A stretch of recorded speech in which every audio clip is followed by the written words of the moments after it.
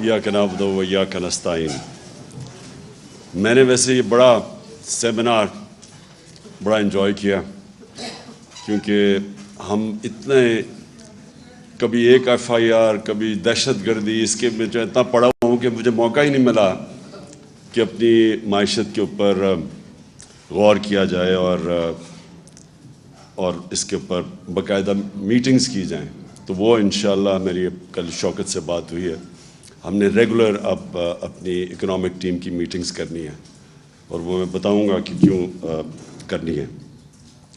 लेकिन देखें, एक चीज़ तो अब वाज़ेह हो गई कि जो भी आगे गवर्नमेंट आएगी उसके लिए वो चैलेंजेस अब उनको सामना करना पड़ेगा कि हम समझते थे जब 2018 में हम आए तो बहुत चैलेंजेस थे। मैं तो पहली दफ़ा गवर्नमेंट में था और हमारी टीम भी नहीं थी, और ऊपर से एक तो माशी क्राइसिस था। करंट अकाउंट डेफिसिट का मतलब ये है कि सारा वक्त रुपए पे प्रेशर पड़ा हुआ था, और एक ये हर रोज़ देखते थे कि अब रुपए को स्टेबल कैसे करना है। रिज़र्व्स हमारे पास थे नहीं, बाहर मुल्कों ने, ये बिल्कुल असद ने बात ठीक की कि जो हमारे दोस्त मुल्क थे उन्होंने हमें बड़े मुश्किल वक्त पे उन्होंने हमारी मदद की, जिससे थोड़ी स्टेबिलिटी आई। लेकिन बड़ा एक हर रोज़ सुबह प्रेशर होता था कि अब मार्केट क्या कहती है कि रुपए और अगर नीचे ना गिर जाए तो क्या करेंगे।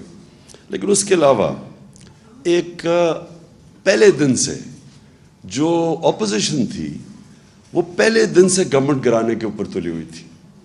तो जो अभी असद ने भी बात की कि देखें, कभी भी आप इन्वेस्टमेंट एक मुल्क में जिसकी वजह से वेल्थ क्रिएशन होती है वो आ ही नहीं सकती जब तक एक पॉलिटिकल अनसर्टेनिटी हो, और वो पॉलिटिकल अनसर्टेनिटी क्रिएट की गई हमारे अगेंस्ट प्लान करके। और वो सिर्फ वो इसलिए नहीं कि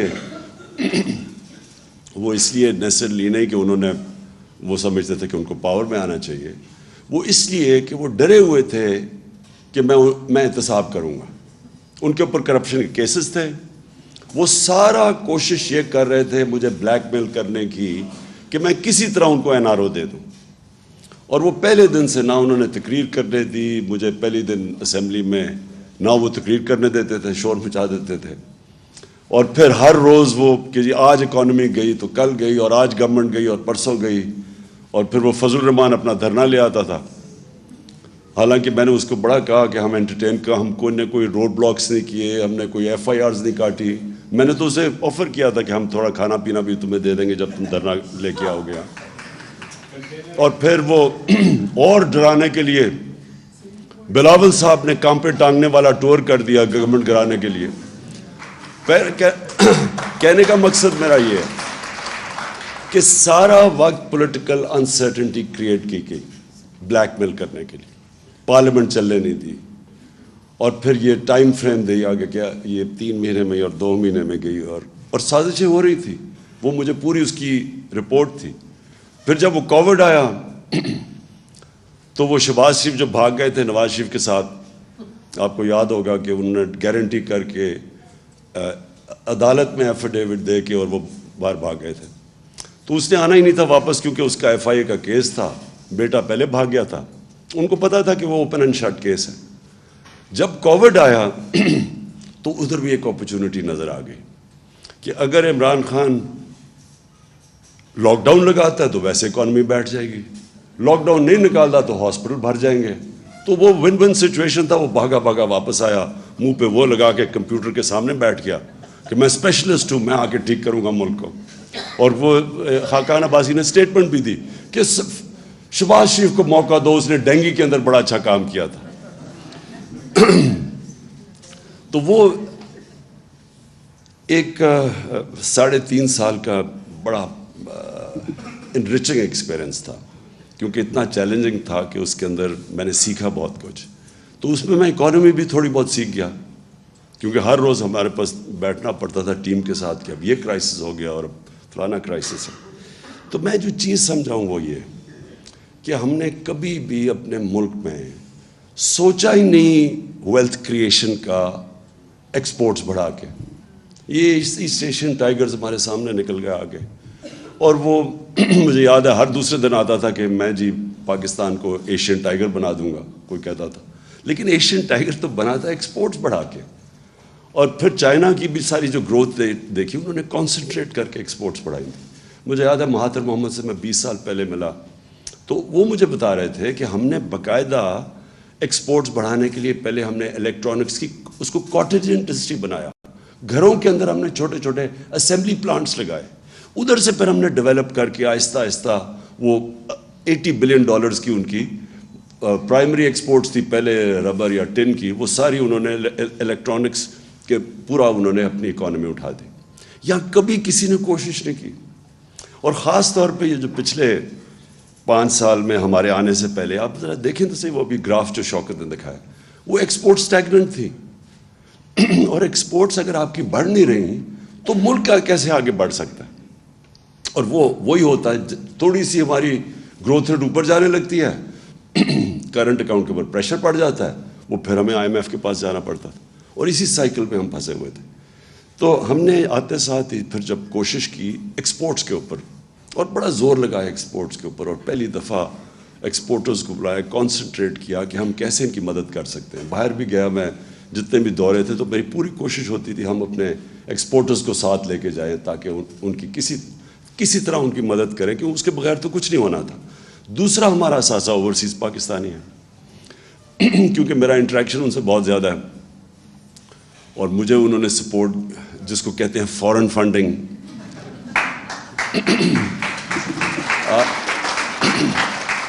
کہ وہ لوگ جو بیچارے محنت کش لوگ جن کے اوپر ملک چلتا ہے, ان سے, کیونکہ میں شوکت خانم میں جب میں نے پیسے اکٹھے کرنے شروع کیا آج سے 30 سال پہلے, تو یہاں تو بڑی جلدی ڈونر فٹیگ ہو گئی. تو میں پھر جدھر پاکستانی تھے دنیا میں, تب سے میرا ان سے ریلیشن شپ ایکچولی میرے پہلے بھی تھی کرکٹ کی وجہ سے, کیونکہ ہم جب کرکٹ باہر کھیلتے تھے تو اوورسیز پاکستانی آ کے سپورٹ کرتے تھے. لیکن جب میں نے شوکت خانم کے لیے پیسے اکٹھے کیے تو میں پھر باہر نکل گیا. یہاں لوگ جو لوگ بڑے پیسے والے تھے وہ باہر سے کہہ دیتے تھے کہ کب وہ آفس میں نہیں بیٹھا صاحب, تو میں تب باہر نکل گیا. تو میرا اوورسیز پاکستانیز نے میری پھر مدد کی. یہ شوکت خانم جو بنا, یہ سب سے زیادہ کنٹریبیوشن اوورسیز پاکستانیز کی تھی, جس کو ہم فورن فنڈنگ آج کل کہتے ہیں.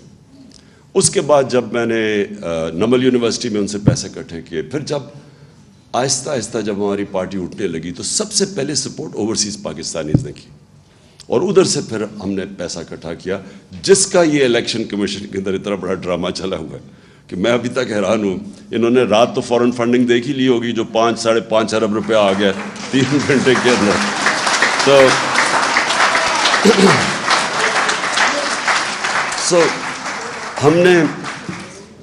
میں تب بھی جب میں اوورسیز پاکستانیز کو ملتا رہا تو میں نے ہمیشہ, میرے دل میں یہ تھا کہ ایک دن آئے گا کہ یہ پاکستان کو بیل آؤٹ کریں گے. IMF نہیں کرے گی, فرینڈلی ملک نہیں کریں گے, یہ کریں گے بیل آؤٹ.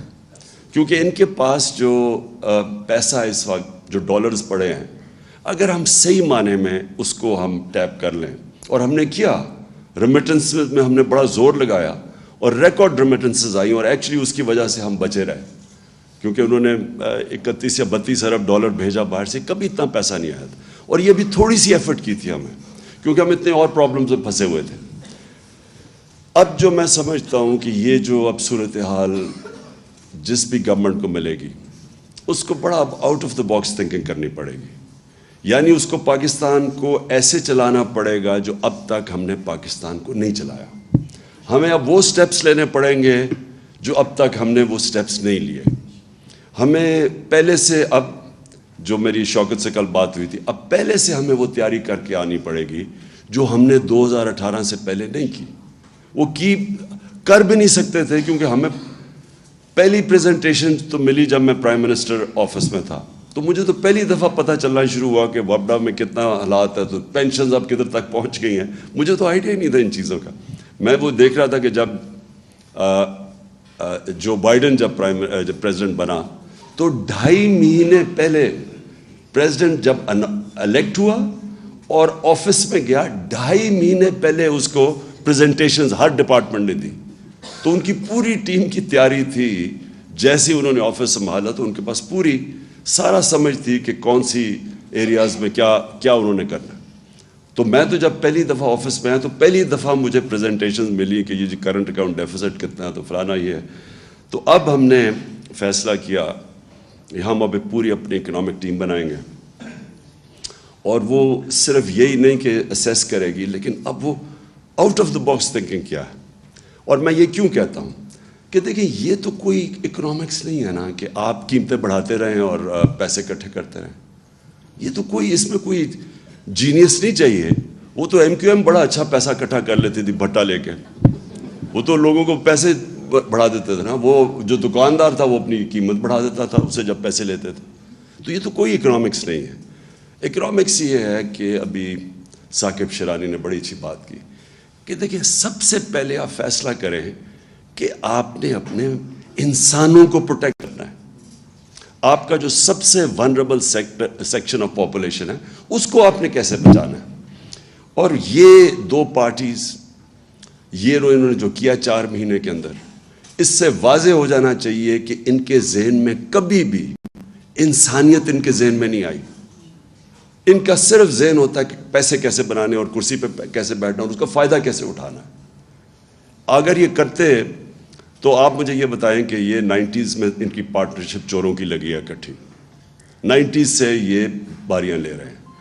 پچھلے 62 سال میں 30 سال یہ دونوں خاندان پاور میں رہے ہیں. کب انہوں نے ایک انسانیت کی فکر کی؟ یہ جب آئے ہمارے سامنے دیکھتے دیکھتے پہلے ہندوستان ہمارے سے آگے نکلا, پھر اس کے بعد بنگلہ دیش آگے نکل گیا ہمارے سے. ہمیں جو یاد ہے, مجھے تو ابھی بھی یاد ہے جب بنگلہ دیش بنا تھا, بلکہ میرا وہ آخری جہاز آیا تھا ڈھاکہ سے, اس کے بعد ملٹری آپریشن شروع ہو گیا تھا ایسٹ پاکستان میں. تو مجھے تو وہ بڑی اچھی طرح یاد ہے وہ جو سارا ٹائم تھا. تو مجھے یاد ہے کہ جب وہ بنگلہ دیش علیحدہ ہوا اور بنا, ایسٹ پاکستان ٹوٹا, تو خوشیاں بنائیں گئی. میں وہ ڈرائنگ رومز ابھی مجھے یاد ہے, لوگوں نے خوشیاں بنائیں کہ اتنا وہ سارا ہمارا پیسہ وہاں چلا جاتا ہے, وہاں سائیکلون آتا ہے تو ہمیں اس کو سبسیڈائز کرنا پڑتا ہے. میں نے یہ کانوں سے یہ باتیں سنی ہوئی ہیں کہ چلیں شکر ہے بوجھ اترا. 90s میں وہ آگے نکل گیا ہمارے سے, بنگلہ دیش ہمارے سے آگے نکل گیا. تو یہ دو پارٹیز جب آئیں ان کی دولت اوپر چلی گئی, ملک کے قرضے بھی بڑھ گئے, اور ملک کے اندر کبھی کوئی لانگ ٹرم پلاننگ نہیں ہوئی. آج چائنا کا سب سے بڑا سکسیس کیا ہے, وہ 15-20 سال کے پلانز بنائے ہوئے ہیں. یہاں اگر لانگ ٹرم پلاننگ ایک ہی چیز میں ریفلیکٹ کرتے تھے, انہوں نے کبھی ڈیمز نہیں بنائی. انہوں نے یہی نہیں سوچا بجلی بنانے کا کہ ہمیں فیول نہ امپورٹ کرنا. ایکسپورٹس بڑھ نہیں رہی تو ہمیں تو پہلے سے ہی سوچنا چاہیے تھا کہ وہ ہم بجلی اس چیز پہ بنائیں جو ہمیں امپورٹڈ فیول پہ نہ ہو. کوئی لانگ کلائمیٹ چینج, اب آج دیکھیں یہ کلائمیٹ چینج اتنی بڑی چیز ہے. میں نے جب 2013 میں ہم نے مل کے شروع کیا یہ بلین ٹری سونامی پختونخوا کے اندر, تو 2 سال تو یہ مذاق اڑاتے رہے ہمارا. اور مذاق اس لیے اڑا رہے تھے کہ ان کو کوئی کانسیپٹ ہی نہیں تھا کہ پاکستان کے اندر جو انگریز کے بنائے ہوئے تھے جنگل تھے وہی ختم ہو گئے. ہم بچپن میں جایا کرتا تھا اپنے بڑوں کے ساتھ شکار پہ, تو یہ بڑے بڑے جنگل تھے, چھانگا مانگا, کندیاں, میاں والی میں, یہ چیچا وطنی میں بڑے جنگل تھے, وہ انگریز کے بنائے ہوئے. یہ چھوڑے کہ انہوں نے کچھ جنگل خود اگانے تھے وہ بھی ختم کر دیے. تو کوئی کانسیپٹ ہی کسی کو نہیں تھا کہ موسم گرم ہو رہا ہے. پاکستان 10 ملکوں میں سے ہے جو سب سے زیادہ ونریبل ہے کلائمیٹ چینج پہ. کبھی کوئی کانسیپٹ نہیں تھا, کوئی لانگ ٹرم پلاننگ ہی نہیں تھی ان کی. اور پھر جب کووڈ آیا, میں ادھر سے شروع کریں, جب شہباز شریف آیا اور اس نے منہ پہ وہ لگا کے اور کمپیوٹر پہ بیٹھ گیا, انہوں نے کیا کہا, سب سے پہلے انہوں نے شور مچا دیا کہ عمران کو لاک ڈاؤن کرو پاکستان کا. ان کی سب کی سٹیٹمنٹس ہیں کہ عمران خان کے اوپر FIR کاٹ دو, یہ لاک ڈاؤن نہیں کر رہا. ان کی اسمبلی میں سٹیٹمنٹس ہیں. بلکہ انڈیا کی تعریفیں شروع کر دی, جو نریندر مودی نے وہاں کرفیو لگایا تھا اس کی تعریفیں کرنی شروع کر دیں کہ وہ دیکھو کتنا اچھا کام کر رہا ہے اور یہاں کوئی لاک ڈاؤن نہیں لگ رہا. کیونکہ انہوں نے کبھی غریب کا سوچا ہی نہیں ہے. میں بار بار ان سے پوچھوں کہ مجھے یہ بتاؤ کہ وہ دیہڑی دار کا کیا بنے گا. یہ اسد وہ NCOC میں تب یہ تھا. تو ہماری کیا آرگیومنٹس, کیا ہم ڈسکشن ہوتی تھی. پہلے تو آپ سوشل ڈسٹینس کی بات کر رہے ہیں. ہمارے یہاں کچی آبادیوں کے اندر 10-10 8-8 لوگ ایک کمرے میں ہیں, وہ کدھر سوشل ڈسٹینسنگ ہوگی. پھر وہ جو دیہڑی دار ہے, وہ اگر تنخواہ, اگر پیسے نہیں کماتا, چھابڑی والا ہے, وہ کیسے اپنے بچوں کو پالے گا. میں کہتا رہا نہ لاک ڈاؤن لگاؤ, بلکہ پارشل لاک ڈاؤن لگاؤ. وہ سندھ میں وہ مراد علی شاہ نے وہاں لاک ڈاؤن لگا دیا, اور 2 ہفتے کے بعد کوئی گاڑی جاتی تھی غریب علاقوں میں, اٹیک ہو جاتا تھا اس کے اوپر. بھوکے لوگ تھے سارے. اس نے پھر ڈر کے پھر میرے کندھے پہ بندوق چلائی. اس نے کہا اچھا اب آپ کہہ رہے ہیں تو ہم لاک ڈاؤن ہٹا رہے ہیں, کیونکہ وہ ڈرا ہوا تھا کہ اگر وہ ہاسپٹل میں زیادہ لوگ آ گئے تو پھر میرے اوپر وہ بلیم کرے گا. لیکن میں صرف اسے ایک مینٹل ایٹیٹیوڈ آپ کی بتانا چاہتا ہوں کہ ان کے کبھی بھی ذہن میں عام آدمی نہیں تھا. انہوں نے سوچا ہی نہیں کہ عام آدمی کیسے گزارا کرے گا. دیہڑی دار ہے, یہ ہے, کتنے لوگ ہیں. ہمارا جو لیبر ہے وہ زیادہ تر تو انفارمل سیکٹر میں ہے, اس کی تو کوئی رجسٹریشن ہی نہیں ہے. تو آپ کیسے ان کی مدد کریں گے. اس لیے مجھے کہتے ہیں جی وہ دیکھو چائنا نے کیا کیا تھا. ووہان سٹی میں جب چائنا نے لاک ڈاؤن لگایا تھا, ایک گھر پہ کھانا پہنچایا تھا انہوں نے. تو ہمارے پاس تو تھا ہی نہیں. تو لہٰذا جب ہم اس ساری چیز سے نکلے, میرا ایمان اللہ میں ہے کہ وہ ہمیشہ جب ایک غریب کی آواز بھی سنتا ہے, اس کی دعا بھی سنتا ہے, اس کی تکلیف بھی سنتا ہے. وہ جب آپ اپنے لوگوں کو کرش کرتے ہیں, سوچتے ہی نہیں ہیں اب IMF یہ کہہ رہا ہے تو چلو یہ کر دو. انہوں نے آتے ساتھ ہی جتنے سٹیپس اٹھائے ہیں, ایک دفعہ مجھے بتائیں کہ ایک عام آدمی ان کی ذہن میں فیچر کیا ہے کہ آج یہ ابھی جو فگرز بتائی ہیں ثاقب نے, جو کہ 45% اگر کنزیومر پرائس انڈیکس, میننگ کہ وہ کھانے پینے کی چیزیں جو عام آدمی کو افیکٹ کرتی ہیں, جو بجلی ہے جو عام آدمی کو افیکٹ, انہوں نے سوچا کہ اس کے اوپر کیا گزر رہی ہے. یہ صرف اور صرف سوچ رہے ہیں اپنی, صرف میں آپ کو آج بتاتا ہوں کیا سوچ رہے ہیں. انہوں نے NRO کیسے لینا ہے, اپنی کرپشن کیسز کیسے ختم کرنے ہیں. انہوں نے کیسے اب یہ عام آپ مارکیٹ میں چلے جائیں, ان کے وزیر لگے ہوئے ہیں پیسے بنانے کے لیے, ان کو کوئی فکر نہیں ہے. ان کے ذہن میں بھی نہیں آ رہا کہ عام آدمی کے اوپر آج کیا گزرے گی جو انفلیشن ہے. سم اپ میں یہ کرتا ہوں, ہمارے جو اب چیلنجز ہیں, بڑے چیلنجز ہو گئے ہیں پاکستان کے لیے, جو اب ہمیں سوچنا ہوگا کہ ہم نے اب کیسے کیا سٹیپس لینے ہیں. انشاءاللہ اگر ہماری حکومت آتی ہے تو وہ ہمیں وہ سٹیپس لینے پڑیں گے جو آج تک پاکستان میں کسی نے نہیں لیے. وہ واقعی وہ بڑے فیصلے کرنے پڑیں گے جو ابھی تک ہم نہیں کرتے. ہم کسی نہ کسی اپنی گورنمنٹس بچانے کے لیے پیچھے ہٹ جاتے ہیں. وہ جو فیصلے ہوں گے اس میں جو سب سے نمبر 1 جو فیچر کرے گا کہ ہم نے کیسے پروٹیکٹ کرنا ہے اب اپنے یہ ونربل لوگوں کو, اس کو ہم پرائیورٹی بنائیں گے. اس کے بعد ڈیولپ کریں گے اپنے باقی سارے پلانز. اور میں جو سمجھتا ہوں کہ جو آگے فیچر کرے گا, جو سب سے بڑے ہمیں اس ملک کو نکالے گا, اب جو آگے کرائسس آ رہا ہے, اس میں ہمارے اوورسیز پاکستانی ہیں. یہ وہ لوگ ہیں اگر ہم صحیح معنی میں, اور ہم ڈیوائز کر رہے ہیں, ابھی سے ہم نے پلاننگ شروع کی ہے کہ ہم کیسے ان کو انویسٹمنٹ یہاں کروائیں اپنے ملک میں. کیا چیز, کیونکہ انویسٹمنٹ کا سب سے بڑا پرابلم پاکستان میں کیوں ہمارے دور میں ہم نے, اور بلکہ انویسٹمنٹ آ رہی تھی لیکن رکاوٹ کیا تھی کہ جی اب گورنمنٹ جا رہی ہے تو 2 ہفتے میں جا رہی ہے, 3 ہفتے میں جا رہی ہے, اب دھرنا ہے. اس کی وجہ سے ایک انسرٹنٹی کریٹ کی ہوئی تھی.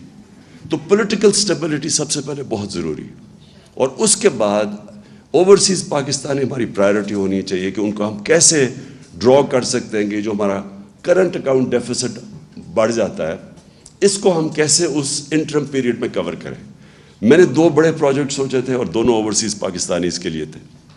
ایک ابھی جو راوی سٹی, ایک نیا شہر, کیونکہ وہ سب سے زیادہ اس میں اوورسیز پاکستانیز کا انٹرسٹ تھا. دوسرا ایک بنڈل آئلینڈ ہے کراچی میں, بالکل وہ پڑا ہوا ہے ایسے ہی, سارا سیوریج جا رہا, یعنی وہ کوئی بیکار جگہ ہے. ادھر سے ہم نے پوری پلاننگ کر لی, بڑے انویسٹرز آ رہے تھے, دبئی سے بڑے کنسورشیمز آ رہے تھے اس کے اندر انویسٹ کرنے. دونوں سیبوٹاج کیے گئے. بنڈل آئلینڈ ہم کام شروع کرنے لگے, سندھ گورنمنٹ نے NOC وڈرا کر لیا. یہاں جو راوی سٹی تھی, اس میں ہمیں بڑے بڑے انویسٹرز آ رہے تھے, بلینز آف ڈالرز آ رہے تھے ہماری انویسٹمنٹ کے لیے. 11 महीने एक जज ने स्टे ऑर्डर दे दिया, रोक दिया प्रोजेक्ट उसने 11 महीने। और हमें पता है किधर से प्रेशर था, प्रेशर सारा ये हाउसिंग सोसाइटीज़ का था जो एक बहुत बड़ा माफिया बन गया। उन्हें पता था कि अगर नया पूरा शहर ऊपर चला जाए, मॉडर्न सिटी बन जाए, तो ये जो रियल एस्टेट, ये जो सारा इस वक्त बहुत बड़ा स्कैम भी है इसके अंदर, उनको डर था कि वो रुक जाएंगे, उनकी प्रॉपर्टीज यानी लोग इधर इन्वेस्ट करेंगे। उन्होंने सब 11 महीने स्टे ऑर्डर, और मैं इसलिए कह रहा हूँ कि उसके अंदर हमारे पास बिलियंस ऑफ डॉलर्स आ जा रहे थे जो कवर कर देते ये जो कमोडिटी सुपर साइकिल कोरोना की वजह से सारी दुनिया में आया हुआ था। मेरा ख्याल था कि हम वो गैप तब तक कवर कर, हम राइड कर दें ये पीरियड जबकि ये कमोडिटी सुपर साइकिल नीचे जाएगा। तो मैं वो अनफॉर्चुनेटली उन्होंने सैबोटाज किया, लेकिन मैं अभी भी सोचता था कि हमें ये ना साजिश के तहत हमें हटाते तो हम उसको इस तरह राइड करते, क्योंकि अभी भी वो रूडा चल पड़ा था तब, तो उसमें हमारे पास पैसे आ जा रहे थे। तो आखिर में मैं समझता हूँ कि इंशाअल्लाह ये तरीका जो आने वाला वक्त है, इसमें हमें नंबर 1 अपने आम आदमी की अब बचाना है उसको। ये जो महंगाई आ रही है और उसके बाद ये जो इफ़ेक्ट्स बदकिस्मती से आएंगे फ्लड्स की वजह से, तो हमने उसको प्रोटेक्ट कैसे करना है, उसके लिए भी out of the box thinking हमें करनी पड़ेगी। और जो प्रॉब्लम्स आएंगे और जो हमारे करेंसी के ऊपर प्रेशर पड़ेंगे, वो इंशाल्लाह हम अब डिवाइस कर रहे हैं तरीके कि कैसे हम ओवरसीज़ पाकिस्तानीज़ को इन्वेस्टमेंट करवाएंगे पाकिस्तान में, उनके लिए भी विन विन सिचुएशन हो और हमारे मुल्क को भी ये मुश्किल वक्त से निकाल दें। शुक्रिया जी।